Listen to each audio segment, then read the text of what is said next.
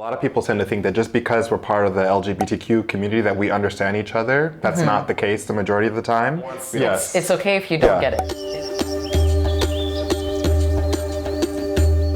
So you obviously know it's Pride season, Yes. you know, and unfortunately, Happy Pride. Yeah, happy Pride, first of all, guys. Yes.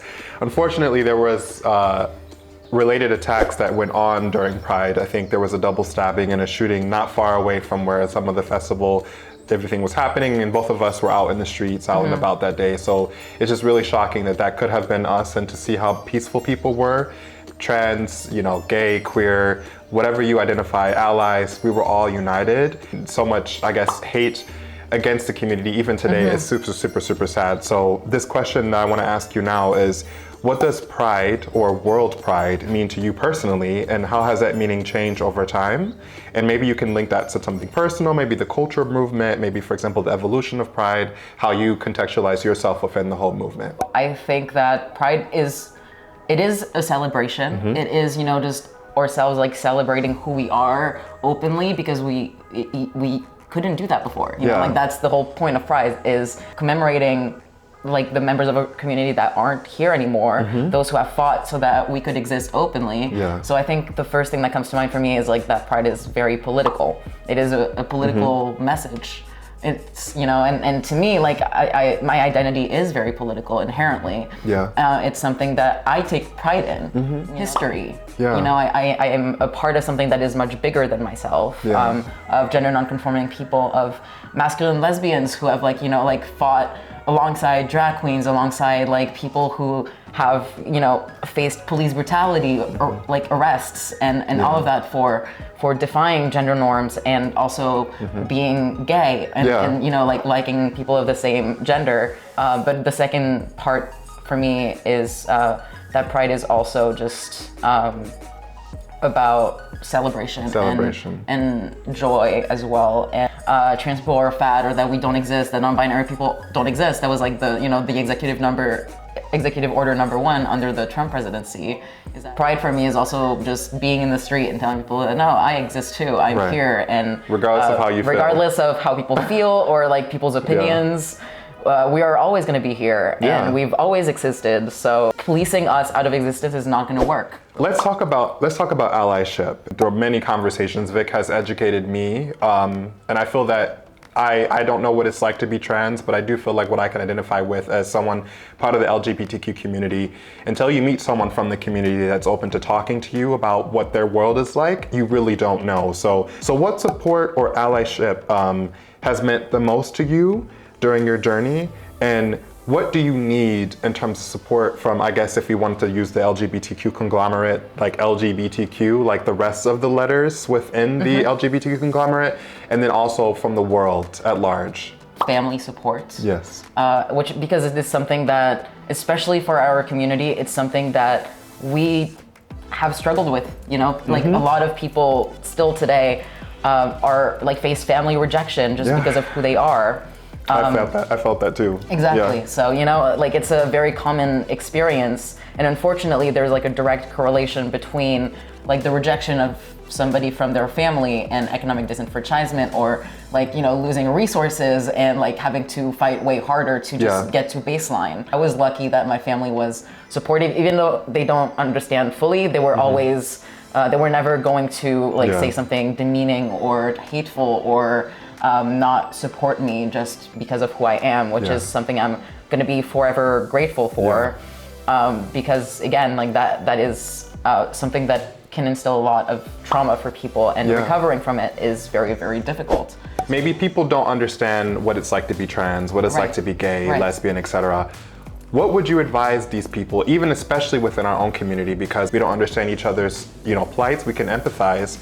So I guess more broadly speaking, when you think of support and allyship, be it from the LGBTQ community at large or from the non-LGBT community, what does that look like for you in real terms? I think talk to us, like genuinely, like talk to trans people. If you don't know a trans person, maybe like go and look maybe for a book or there's so many resources online today. You can go and Google and find a trans person talking about their unique experience. But on top of that, I think also Allyship comes with giving resources to people who might not have these resources. For example, supporting LGBTQ businesses, or if you are a business owner, maybe try to hire people who are LGBTQ, who are looking for jobs and stuff like that. Okay.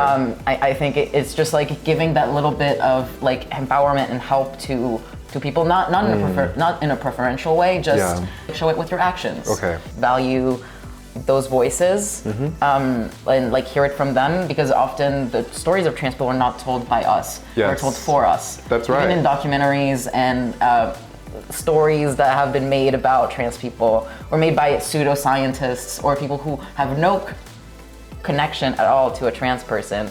So focusing more on listening to trans people, and because we're not a monolith, we might not agree on everything, but having that perspective or hearing that person talk about their experience might be eye-opening, or you might learn something. We live in a culture where you can get canceled like this, and I would like to also offer a little bit of empathy to people that maybe want to ask these questions but don't know how to do it. Absolutely. What do you say to people that want to, I guess, ask questions, but they're afraid, or they are afraid of saying the wrong thing, and maybe they make a mistake subconsciously or unconsciously because of that fear? Like, how should they get through that? Yeah, and talk to people, make friends, and don't be afraid, and be respectful with questioning as well, I imagine, right?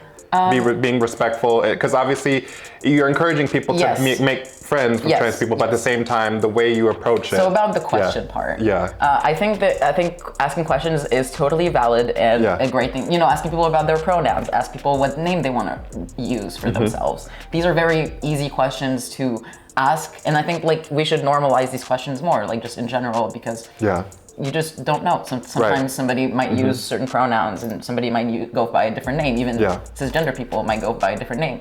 So these are good questions to ask. Then there are like the more intimate questions that I think are, like asking like what people have between their legs is usually not something that you wouldn't ask that to a stranger. I understand. Right? You wouldn't go to like a random stranger and be like, what do you have between your legs? You would not do that. Do people really do that? Some people do that. Wow. Yeah. Okay. And so, especially with trans people, it's like, like curiosity that just is, like, if you want to ask us a question, that's totally fine. But if it's a question that you wouldn't ask to a stranger if they weren't trans, probably not a good place. Probably not a good place to start. Right. What do you say to people that want to, I guess, ask questions, but they're afraid, or they are afraid of saying the wrong thing, and maybe they make a mistake subconsciously or unconsciously because of that fear? Like, how should they get through that to be able to build the bridge to cross over, I suppose? I think as long as things are asked respectfully, and if you do something wrong, just apologize. That's a very easy thing to do. Like, oh, I said something wrong, I apologize. I did not I did not want this to be hurtful. It's really easy to just say I understand that my question was hurtful, and take it back. I apologize. Okay.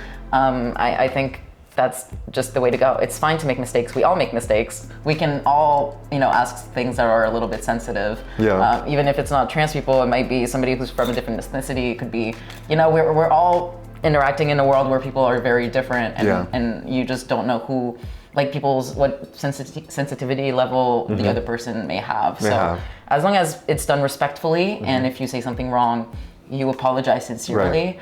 I don't think there's any problem, and also I'm happy to like answer. I like talking about these things. Thank you, honestly, for educating us. I'm happy to answer any questions. Thank you. As long as you're respectful. Have a sip of water. Yes. Okay. So my next question is going deeper into the weeds. So what are some challenges trans people face that you feel are under discussed? And some examples maybe you could talk about would be healthcare, racism, body autonomy, etc. Yeah, I mean, I think the first barrier that a lot of trans people face is access to healthcare, and because transitioning is expensive.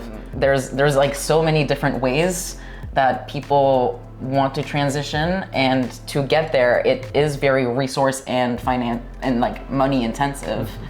So, and especially right now, because like we're, you know, the big beautiful bill is like being introduced, and that would basically cut Medicaid from being able to be used for transition. Directly impacting the trans community. Directly impacting the trans community, because like a lot of, I would say almost most trans people do not have the resources to go through private insurance. So a lot of them rely on Medicare and Medicaid to get these procedures done and have access to it.